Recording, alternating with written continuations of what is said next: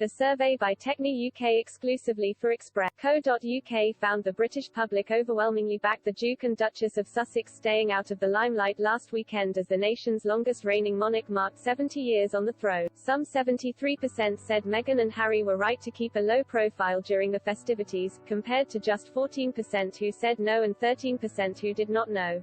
Younger people were slightly less likely than older age groups to agree with the Sussexes keeping things low-key.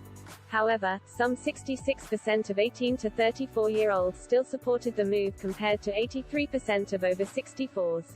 Tory and Labour voters were largely united on the issue with 79% and 75% respectively saying the Sussexes were right to lie low.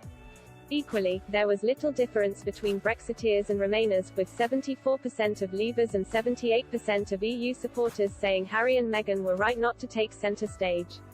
Royal commentator Richard Fitzwilliams said the Sussexes' popularity in Britain is low more than a year after their bombshell Oprah Winfrey interview which saw them make a series of explosive claims about the monarchy. Mr. Fitzwilliams told Express UK, Harry and Meghan have not sought popularity in Britain and are currently not highly regarded.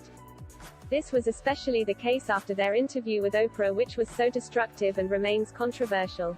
Bearing in mind the background to the Sussexes' rift with the royal family, it would be absurd for them to have had a high profile, as the centre of these unique celebrations was obviously the Queen. Nigel Cawthorne, author of Prince Andrew, Maxwell, Epstein and the Palace, added, Harry and Meghan were right to be almost invisible during the Jubilee. When in a hole, the sensible thing to do is to stop digging. There were fears ahead of the celebrations that the Sussexes, who sensationally quit royal duties in 2020 for a new life in California, would overshadow proceedings. The couple travelled from the US to Britain with their children Archie and Lilibet for the bank holiday weekend of festivities marking the Queen's historic reign. They made their first public appearance alongside the Windsors in 2 years at the service of Thanksgiving at St. Paul's Cathedral. But their second-row seats behind working royals were a sign of their change in status. There was no obvious interaction between Harry and his older brother Prince William, who he has been embroiled in a rift with, or his father Prince Charles, who he also has a troubled relationship with. And the Sussexes were absent from many of the other celebrations, reportedly jetting back to the US before the pageant kicked off on the last day.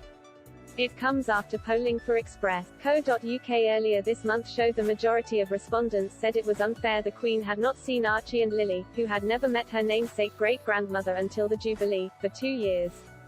Another survey ahead of the Jubilee found Meghan's popularity in the UK stood at just %, while 33% had a positive opinion of Harry, who was once one of the country's favourite royals.